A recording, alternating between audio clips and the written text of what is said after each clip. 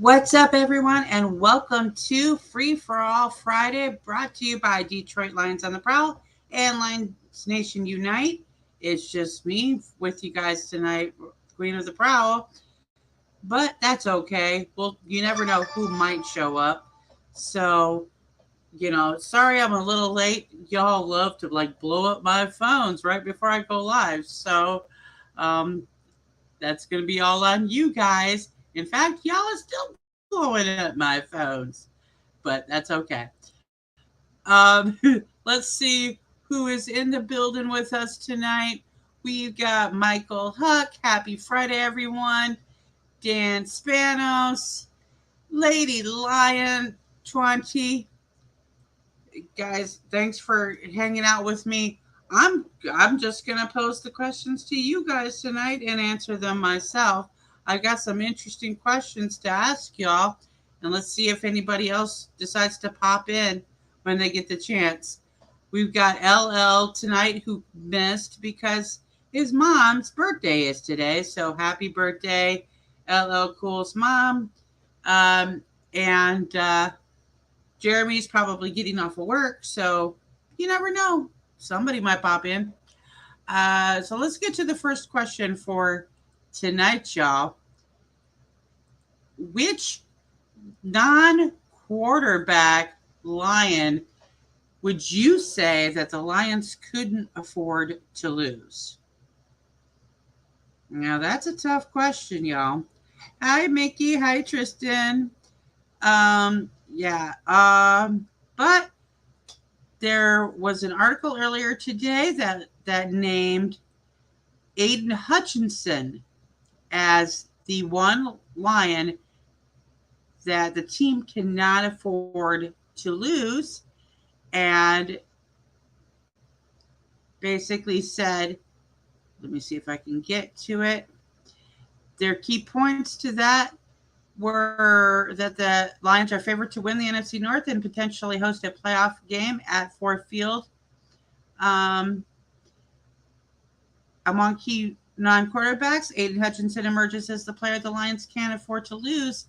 His expected sophomore season progression and ability to disrupt opposing quarterbacks are crucial for the Lions' success. And the defensive improvement is essential for winning the NFC North and making a mark in the NFL playoffs. And if losing Hutchinson to injury would be a severe setback for the team. So, do you guys agree with that? The fate resting on Aiden Hutchinson's shoulders with the defense, um, with his ability to disrupt opposing quarterbacks and creating chaos in the backfield. Um, for me, you know, that was one Lion that we couldn't afford to lose. Um, there are Lions that we could afford to lose. Honestly, there really are. Like Will Harris, uh, yeah, right, Michael Huck. But you know, we've already suffered JMO sitting out on the bench for 6 games. That situation's not going to change. Um, so I mean, let's see, who else could we could afford to not afford to lose? Let's see, David Montgomery in the running back situation. I would have to say he would be one of those guys that you could name. Um, Penny Sewell. Yeah. So I don't know. What do you guys think of? Are there any Lions that you would say that the team can't afford to lose? Dan, you say we have enough DEs that we could get by without Hutch. I disagree with that.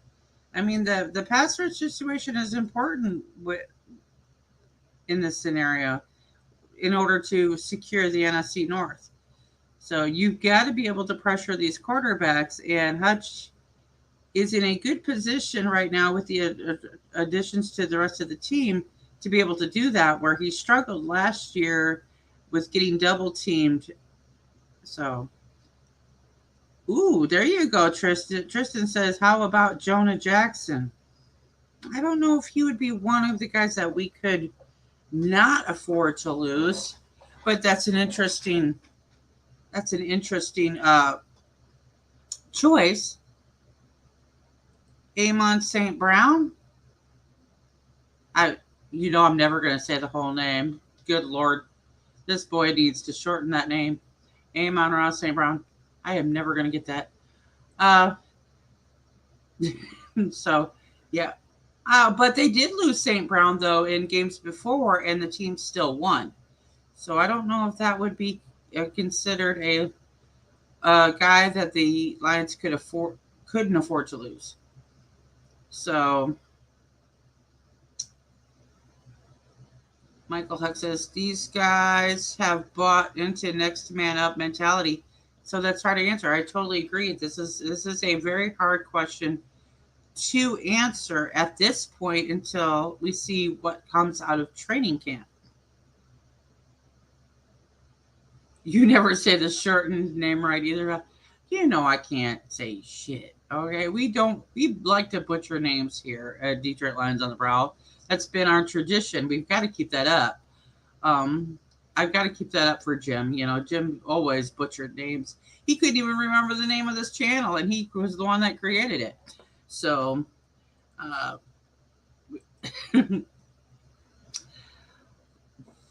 there you go on that one. Let's get into this question, though. Should the Lions part ways with Levi Onwuzurike? Yes. You already know my answer to this. Yes, hell yes, and yes again.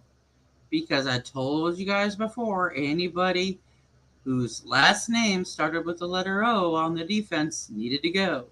And I have not changed my mind. I don't think that Levi is going to be able to come back strong in any way. And I think that they should capitalize on whatever they can get out of him, if possible, and say, bye. That I don't think that there's enough. I think there's much room for improvement at his position, and that's what it is. It's up to the coaches. We have no idea what's going on behind the scenes. Yeah, and that's why the question is, should the Lions part ways with Levi Onwuzurike? Because we are just expressing our opinion. John Doe, time for a change-up. Absolutely. Now, I've said that last week that our secondary is probably the most dangerous secondary in the NFC North. But there are still some holes to fill to help bolster that. So I don't see, why we wouldn't part ways with Levi at this point. There's quite a few guys that we could part with, but more than likely not going to part with them until after training camp.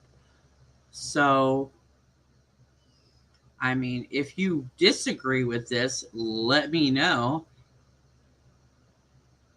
I can't believe you said that. I didn't say that right. Because I did say it right, and then I didn't say it right at the same time, because I said Onwuzurike, but it's Onwuzurike, or whatever it is. I'm still probably not pronouncing that name right. I know I'm not, because what the hell? Onwuzurike. Okay, whatever. I can if I slow it down and sound like a sound special helmet, but other than that, oh, it's one of those days, y'all. It's one of those days. This has been an interesting Friday for me today, y'all. So bear with me. So with this question, you guys, since you're pretty much agreeing with me and you're giving me nothing to work with as far as a debate here, this week Pro Football Network, not Pro Football Focus. Pro Football Network's Dallas Robinson named the Steelers cornerback Levi Wallace as a player that the Lions should pursue on the trade market to help boost a thin cornerback position group in Detroit. Do you think that the Lions should pick him up? Amon-Ra. Oh, yeah. Look, I always forget I just call him Amon St. Brown. Who cares? I don't, whatever. It is what it is. Let's look into this cornerback situation here. According to Fan Nation, the Steelers already lost one of their top cornerbacks from last season to the Lions, and they could be in position to lose another one this offseason. I don't know.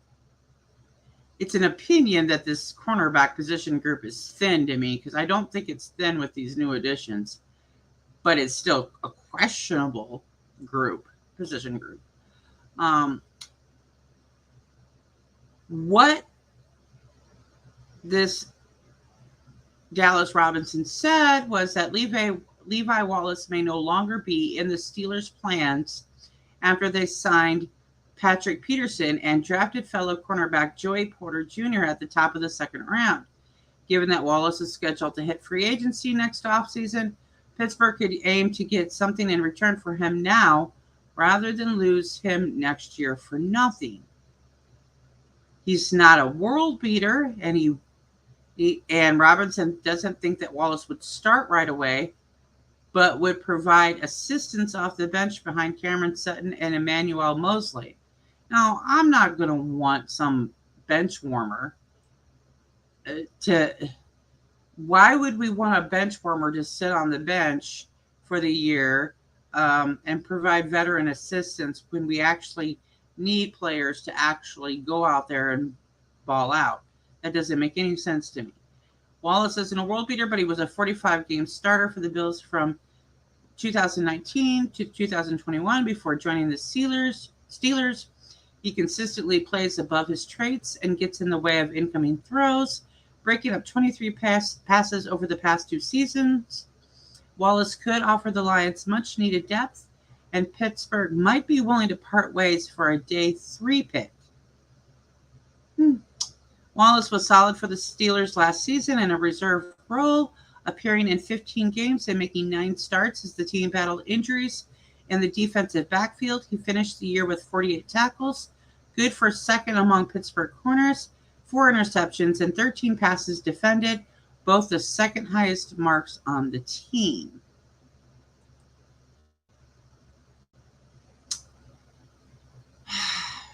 I'm going to give this one a hard pass.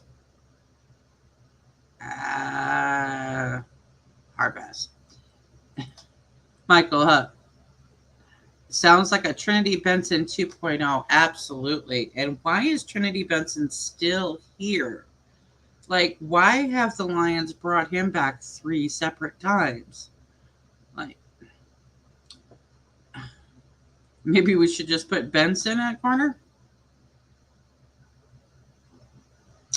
I don't know. What do you do with Benson? My goodness, we brought him back 3 times. He's done absolutely nothing. But somehow or another, he's essential to this team, and I can't figure out why. Yeah, where in the world is this scenario that the cornerback position is thin in Detroit? I mean, Cam Sutton was named as one of the guys who could be defensive rookie of the year or whatever. Or different, what? I'm not saying that award right, but he was supposed to be like, winning awards for the position this year. So, I mean, Mosley is questionable. You got Iffy at safety. Who else you got back there? Oh, Kirby Joseph.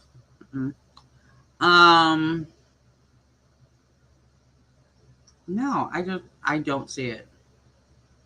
I don't know if this is the guy for the Lions to grab.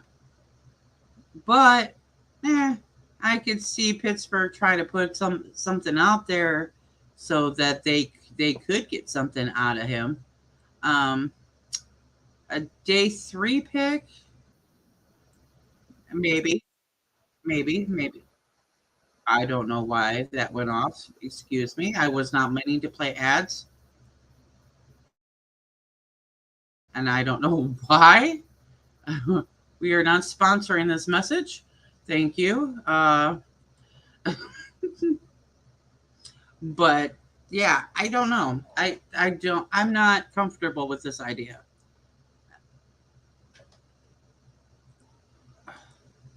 Holmes wasted a draft pick on him, so he doesn't want to admit he made a mistake, even though we all know he did. I don't think he wasted a draft on Trinity Benson, because didn't we just like we didn't get? I thought we signed him from another team, and we brought him here before in the off season. I don't think he was a draft pick unless he was an original draft pick for us, but we re-signed him from somewhere else is what I thought.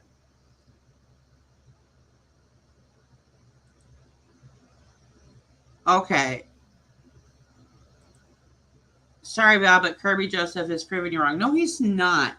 Because we brought that up. If you go back and watch the video that we did a while back about talking about the cornerback situation, Brian Branch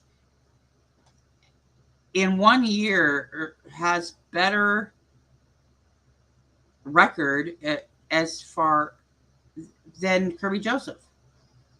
Kirby Joseph on any other NFL team would probably be a third string starter. Yes, he made that big move against Aaron Rodgers, but his numbers are probably the weakest in this cornerback class. He would not be as far. He would not.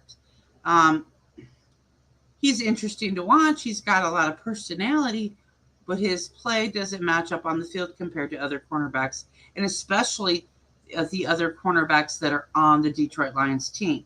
His stats are far at the bottom. We gave the Broncos a draft pick for him. Do we?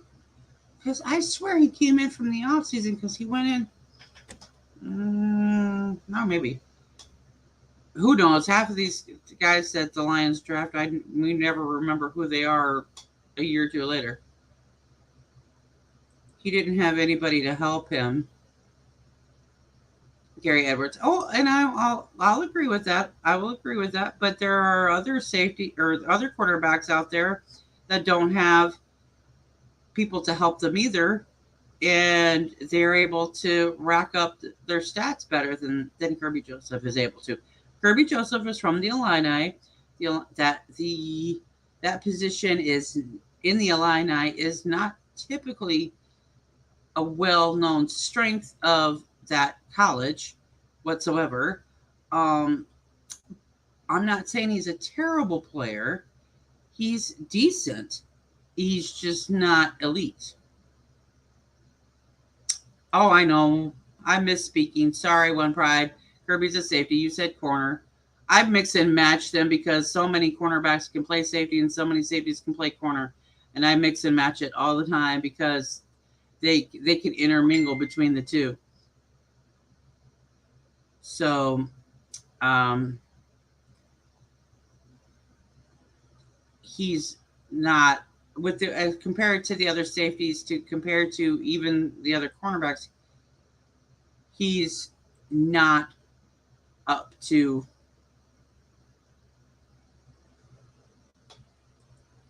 par with the rest of them. So I mean, he's good. I'm going to give him a chance, but so far that's not impressive yet. And when it does, I'll change my mind. I could be wrong, like I said, but I'm usually not. We gave them 2 and got 1 back. You know what? He was so irrelevant to me. I even wondered when we got him why we got him in the first place. Because Branch will be exciting though. Branch is going to be absolutely stellar with the way the Lions uh, run their schemes. So Brian Branch is definitely a breath of fresh air in the Lions defense because usually the safeties in play a bend don't break scheme, and Brian Branch is good at being aggressive and in the slot. So yeah, he's a striker. That's what I'm talking about. Uh, Rather than just letting them come at you and then trying to defend. He goes after them first, and he's very impressive at what he does. So I'm looking forward to that. I really am. Brian Branch was one of my picks for safety. I'm hoping that he can step up and give Tracy Walker his papers to the nursing home. So we'll see. Speaking of our secondary and speaking of our defense, there was another interesting trade idea. Should the Lions make a move for linebacker Melvin Ingram from the Chargers to improve the pass rush?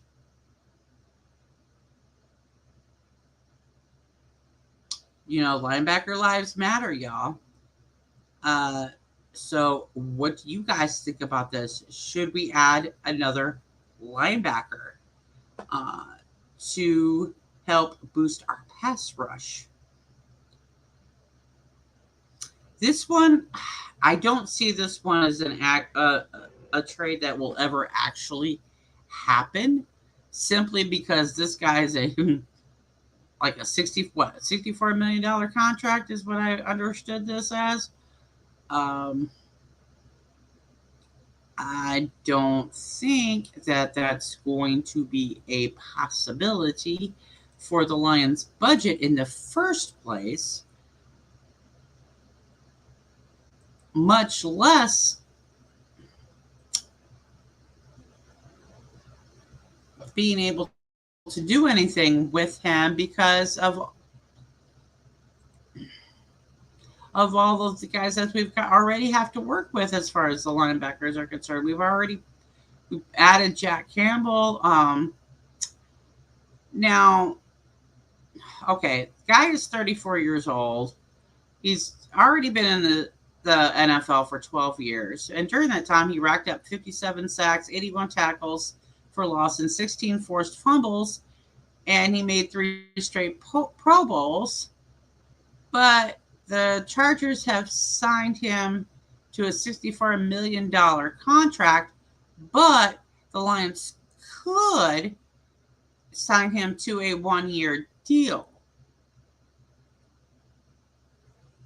I don't know if that's something that we should do. I mean, okay, so let's see how he would fit in with the Lions. Detroit re-signed John Kaminsky and Isaiah Buggs at defensive end, and they added Christian Covington, defensive tackle, in free agency. But the Lions finished 19th in sacks last season with just 39 sacks. Furthermore, nearly half their sacks came from Hutch and Houston. And Dan Campbell and the Lions are counting on linebackers Charles Harris and Julian Okwara returning to their 21 forms. Good luck with that. Harris and Okwara had 7.5 and 5 sacks respectively, but spent large parts of the last season with injuries. Ingram had 18.5 sacks over 2 seasons with the Chargers before landing his big contract and a double-digit sack in 2017. He appears to be winding down his career, but last season he had the best statistical campaign since his last Pro Bowl season. With the Miami Dolphins last year, he had 22 combined tackles, including 7 for loss, 10 quarterback hits and 6 sacks. He also had 1 pass defense and 1 forced fumble. Now, even in putting this argument together, they said he might not be the true difference maker.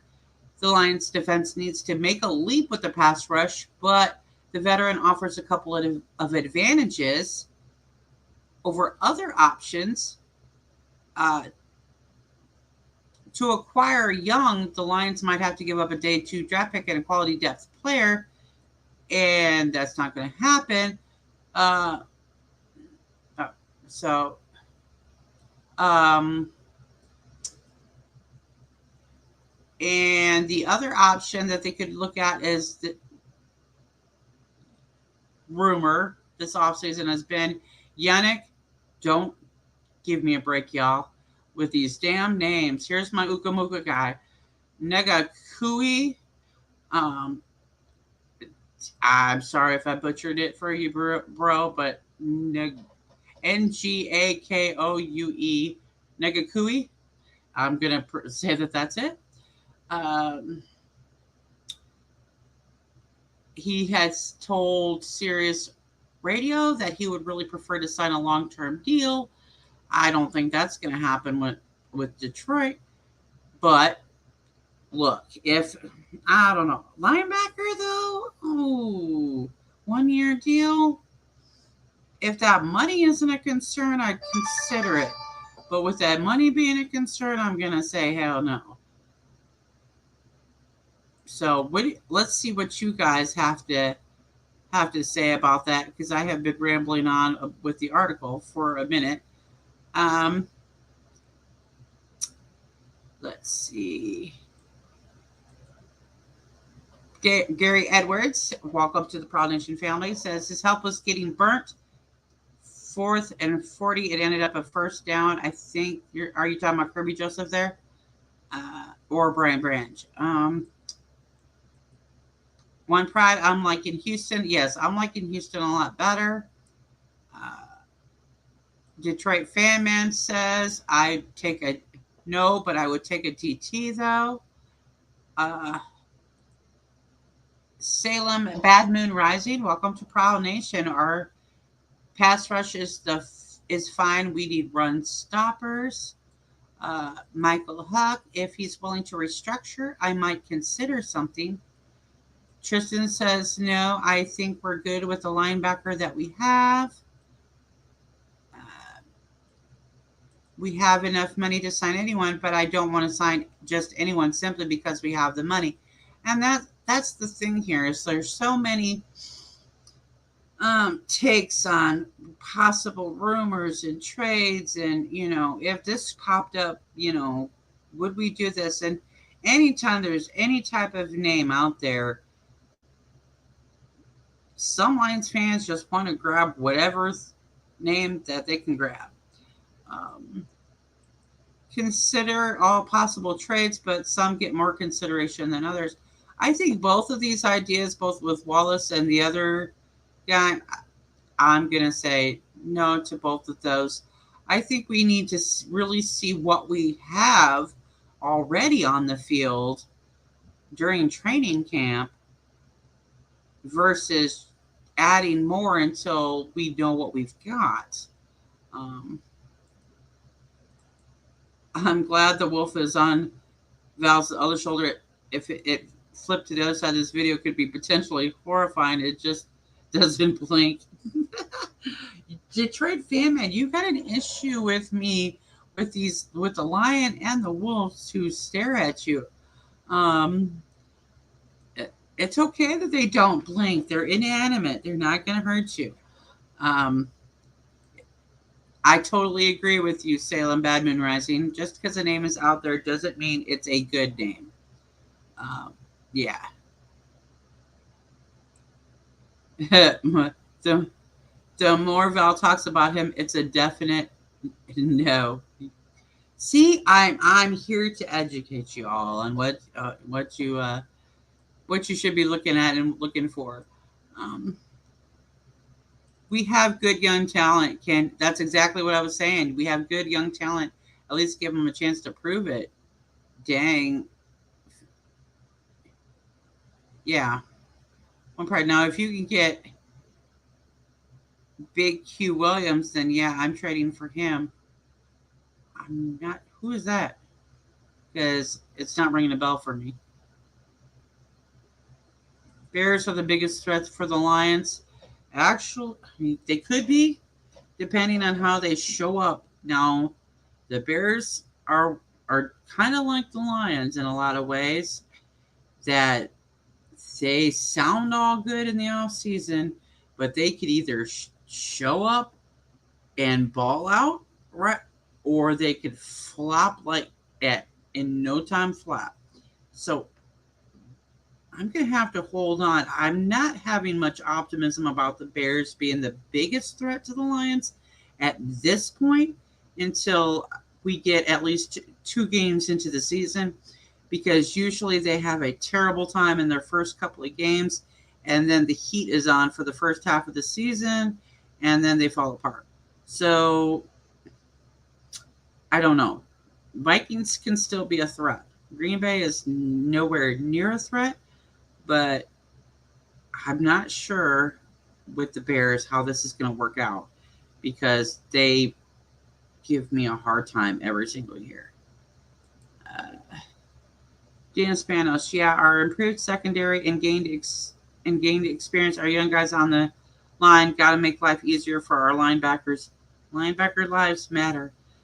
We got to see what we got in Jack Campbell yet. We haven't really had an opportunity to see. Um, can't say the Vikings. Yeah, I can. Actually, I can. Um, the Vikings are pretty strong last year. They're going to continue to be strong. Oh, Quinnen Williams. That's name still doesn't ring a bell. One pride, but I don't pay attention to other teams really, to be honest, until I absolutely have to. Um, so I'm not familiar with him whatsoever. We don't need anything else but a backup quarterback just in case ours get hurt. We already got that, Gary. We've got one of the best backup quarterbacks that actually has the biggest potential to be a franchise quarterback. I don't say that very often, but Hendon Hooker is definitely your guy to be top running for a franchise quarterback position. Um, just give him a minute. Let that injury recover, because I'm telling you now that Hendon Hooker got on the cover of Sports Illustrated for a reason. This is not an overhype. Um, so you already have your backup quarterback. He will be ready in time for the season. Whether or not we see him run away, we're probably not going to see him unless Goff gets us in a position where he's either injured or he has secured the game, and you could see Hendon Hooker in the fourth quarter. Hey, the jazzy one is in the building. Paul Jaros, finally, did you fall asleep on us, but you made it? I know. You guys, I want to know your question. Do you like the 7 o'clock time, or do you like the 11 a.m. time? Because I can go back to the 11 a.m. time. You guys let me know in the chat, which one do you like better, the 7 o'clock one or the 11 o'clock one? And we'll see what we can do. Okay? But he's got to heal like did JMO. Yeah, and he's already healed. And he was out in practice already. He's ready for training camp. The Lions are gonna make it to where he eases into this transition. So, and saying right now that he's just going to be, sitting on the sidelines, but I have a premonition that you're going to see him on the field this year. Your mornings feel so empty since the change. Well, I don't know. Maybe we could do 2 shows on Friday. What do you think about that one? That's another option. We could do an 11 o'clock one and a 7 o'clock one. Um, where you guys just hang out with me and we could get all of the other ones in the, in on the 11 o'clock time, because those guys are more morning guys and I'm like a night owl. So we can work it out. Anyway, hey, we got Kurt Steele in the building saying, oh, yeah. Oh, sorry. I thought you were saying good morning, and then you're saying just I post in the morning. I'm sorry. Uh, uh, Solomon Solomon Badman Rising. I'm a first timer, so what do you do? We have shows. We usually post shows 5 days a week during the regular season. Sometimes we do 6 shows a week. We have our Monday, but in the off season, we typically have a Monday and Wednesday show, which is live, and that's called the Prowl Nation Roar. And you can come on live to the show on those shows and share your thoughts and opinions about the news and rumors that we discussed during the show. On Free for All Fridays, we usually have a panel of guests that pop on with us, and we talk about different things, and we want to hear your thoughts and opinions. Your thoughts and opinions are very important to us on the show. You guys are the center stage of the show. And then during the off season, we also have a female-based show on Sunday nights called Lioness Lair. So, come check us out. Be part of the Prowl Nation family. We are a family here. We are a community here. This show was created by my late husband, Jim Bordeaux, who was a die-hard Lions fan. I am a actual Chicago Bears fan, but he passed away in 2021, and I took it over for him, and kept his legacy going. So the whole thing for Detroit Lions on the Prowl is to build a community where Lions fans can share their thoughts and opinions and about the team and how they feel about things moving forward with the team and issues and concerns. And it's basically just kind of like you're sitting at home watching a football game with your friends and talking about the game. That's what we do here.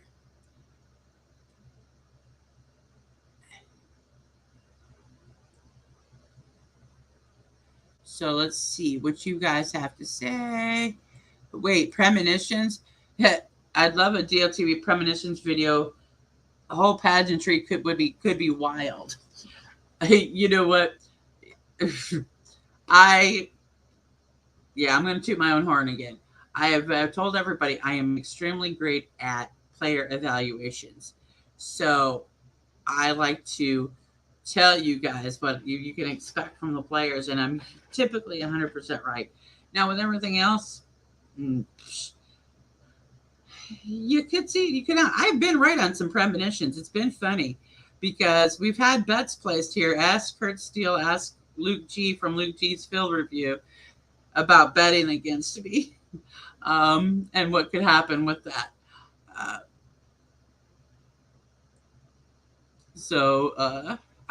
Dan Spanos, I like the 11 a.m. slot more, but I'll live with this if I have to. Okay, well, hey, look who is in the building.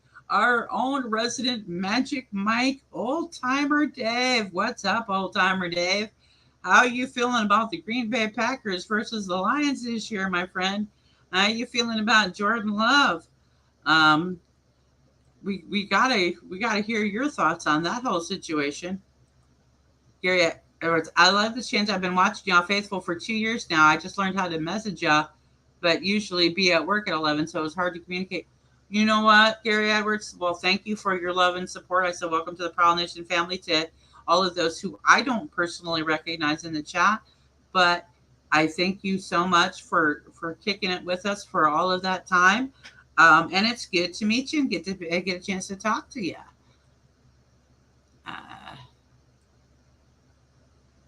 I believe Hendon Hooker was the best quarterback in last year's draft. Absolutely. Absolutely. He's much better than the guy who could see over the podium draft. Uh,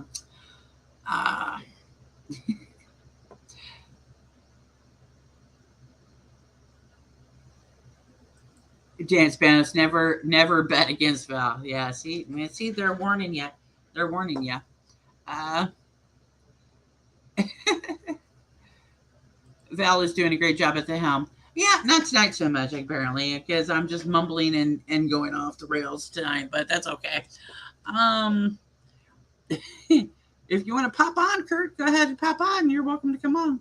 I want to hear some of your thoughts on some of this stuff that we've been talking about tonight. Um, speaking of premonitions and stuff, what is your bold predict? Wait, where did it go with it? Hold on, y'all. I'm just messing shit up over here. Uh, how confident? Wait, that is not the one I put in there. Let's just not do that. Okay. The actual question was supposed to be that apparently I didn't save was what is your bold prediction? You never put the link in the chat either. I have put the link in for the Prowl Nation War. I don't do it for Free for All Fridays. I'm pretty good, Val, at getting better. Got COVID about 3 months ago and been a slow recovery. Well, bless your heart. I know how terrible that can be. And I'm so sorry, but I'm glad you're getting better, and I hope you feel really better soon. Well, probably 13-4, we busting up the Chiefs. Yeah, what is your bold prediction? Let me make sure I got my question right. What is your bold prediction for the Lions in 2023? I got to hear y'all's bold predictions for 2023. Give me your best shot. My bold prediction, yeah, I don't know if that's a bold prediction. Let me see if I can come up with a crazy one. Just for fun.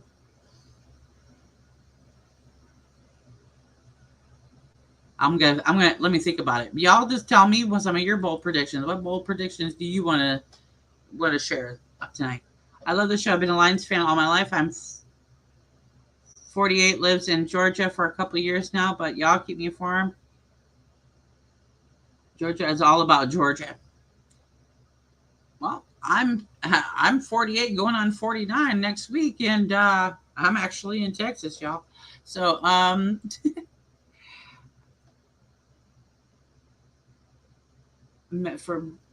forgot to put the link in the chat. Bold Super Bowl, baby. Can't get any bolder than that. Ooh. Yeah, that is pretty bold. That is pretty bold. I'm pretty sure that the Lions are not going to make the Super Bowl.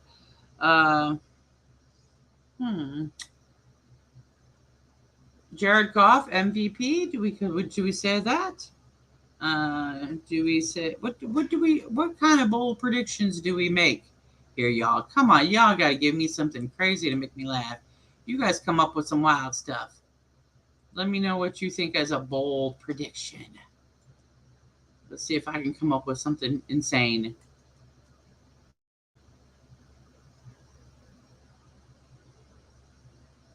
Okay, Lua. Yeah, this thing. Yeah, this question actually came from an article that was posted by Louis Riddick, who decided to give me a hard time earlier today as a Bears fan. Yeah, Goff MVP. Yeah, there we go. Goff is going to be the MVP, man. Most valuable player, man.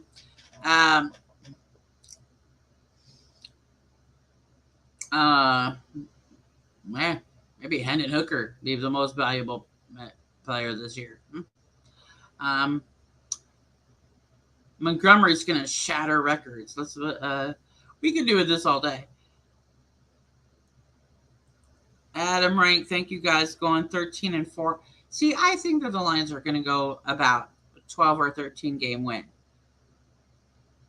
But the whole thing with Louis Riddick, man, it was funny because I was picking on that in the chat earlier today with the DSA, and it was the comment that he made was, what would it take for the Chicago Bears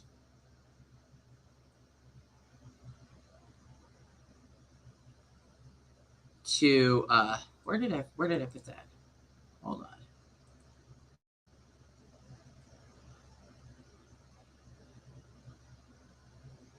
On Get Up, the show Get Up, Riddick described what it would take for the Chicago Bears to win the NFC North. If the Detroit Lions fall flat on their face, first of all, was his response. And my response was, first of all, Louis Riddick. Yeah. Thanks a lot for that, bud. Nice trash talk in there.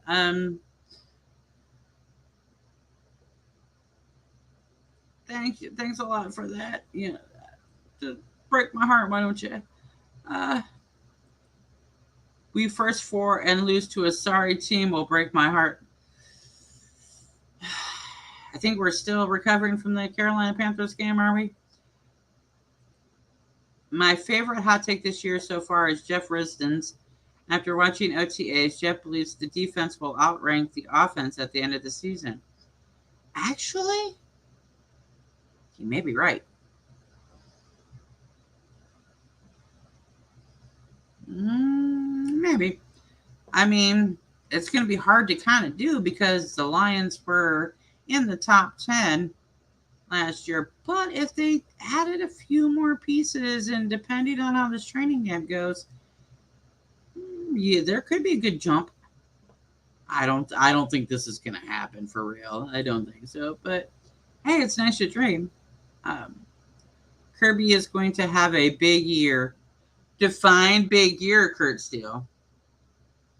Define big year.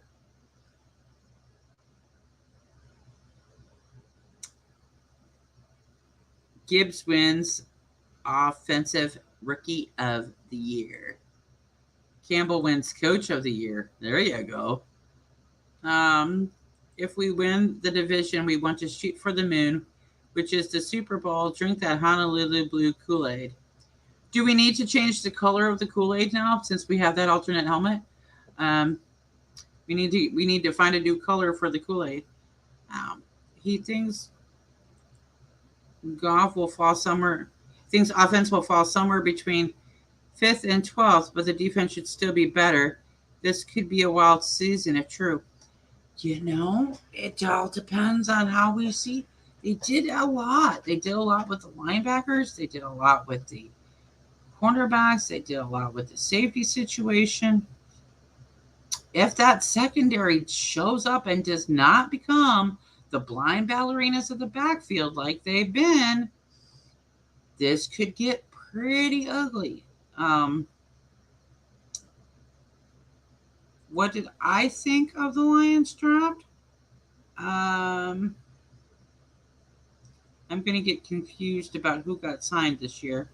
I think I was okay with most of this draft. I was kind of confused with everybody else about where the guys got drafted, but the Lions picked up 3 of my 5 top guys. So I'm happy. I mean, the ones that I wanted the absolute most, the Lions picked up. So I'm thrilled with their I wasn't familiar with Laporta, but since then I've kind of become a Laporta supporter, and you can get that t-shirt at the lionsontheprowlshop.com, or in our Facebook group where you can get the link. The offense did not downgrade. No, the offense did not downgrade. They spent most of the time in the top 5, but they did not drop below 10 all last year. Who were your top 3? Brian Branch, Jack Campbell, and I'm going to hit my... Dan Spanos, you got to remind me.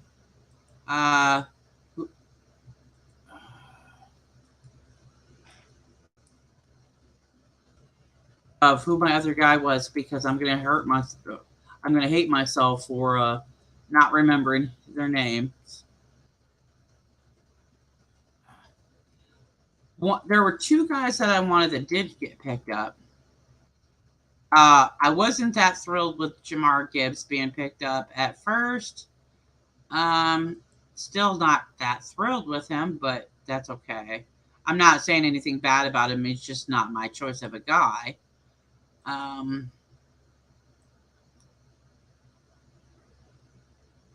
Jack Campbell. Okay, Sam Laporta was not one of my... And Hendon Hooker. Duh, I'm an idiot. Hendon Hooker was the other one that I wanted. That was the top three.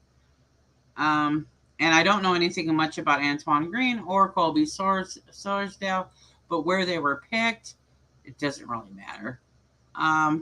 Yeah, Hooker, yeah, that came to me a little too damn late, didn't it? You can tell how tired I am today. Sorry, guys. Wow. I can't believe I messed up on my boy Hooker. This is a great time for Goff to step up in maturity and become one of the best quarterbacks in football.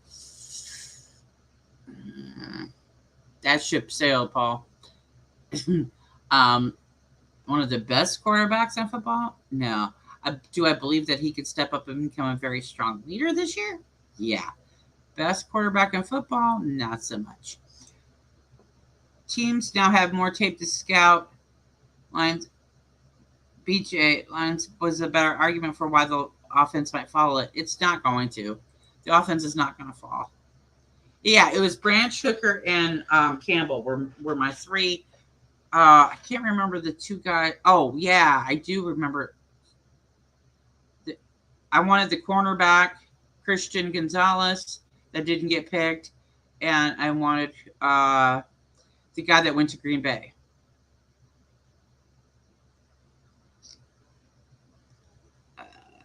There's going to be some interesting position camp battles in training camp. A lot of guys on the bubble. Yeah, especially at the cornerback position. It's interesting what cornerback you think that might not make that roster bubble, because look at all of the guys that are there.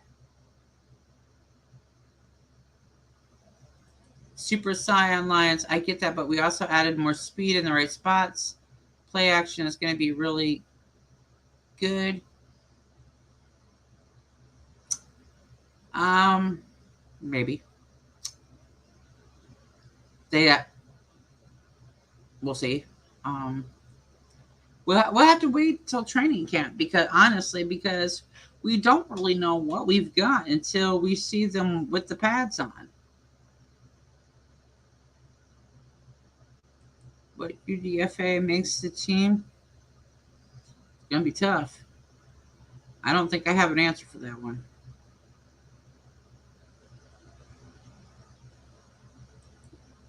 Oh, Paul to Dan, do you think Hooker can be an instant success? Just saying. Instant depends on how you define it. So, Val, what positional groups do you think the Lions have the fourth best divisionally? Where are we the worst in the NFC North? Kicker.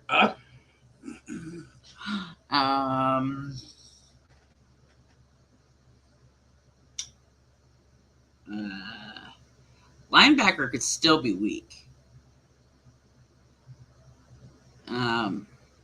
Cornerback is still kind of iffy for me on where they stand. David Barnett, we have a team of stars but no superstars. Is that actually a good thing? Yes, it actually is. Yes, it. And Kurt says, no. Wait, no, you said to Gary Edwards. No. We have a team of superstars, but yes, it is actually a good thing.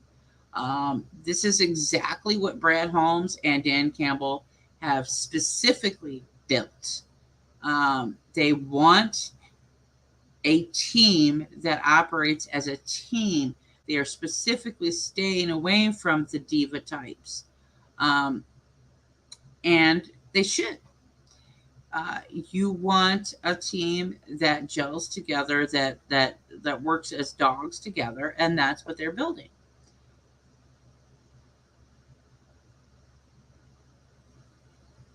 Depth is a great thing. Yeah, we're getting to the point that the Lions are starting to see some depth, but it's not quite there yet.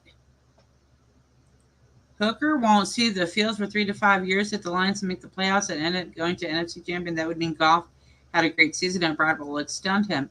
Even if Brad Holmes extended Goff, it would more than likely only be for another year.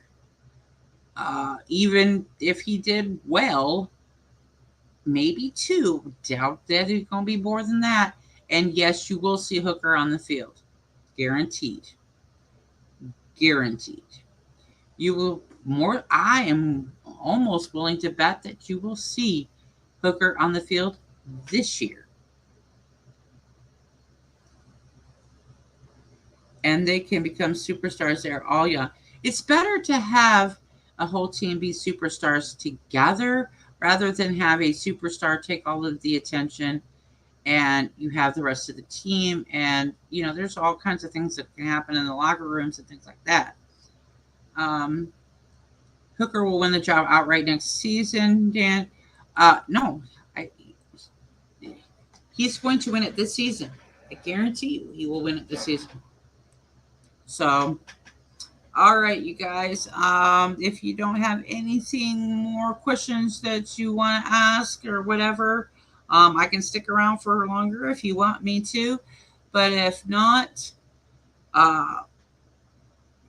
my final thoughts with all of this is, look, you guys, we don't need to be listening to these trade rumors right now. We don't need to be listening to these, let's grab whatever player that might become available. Do I think that the Lions are going to draft somebody, or not draft, but sign somebody, a shocking surprise signing after training camp? Yes, I do. And I think it'll be at the kicker position. That's where I think that will be. That will probably be my bold prediction for the Lions. And there you go, guys. I appreciate y'all hanging out with me on a Friday night. And you know what? Let's go back to 11 o'clock next week. Now, Monday and Friday, Monday and Wednesday, we will be at 7 o'clock for the Proud Nation Roar.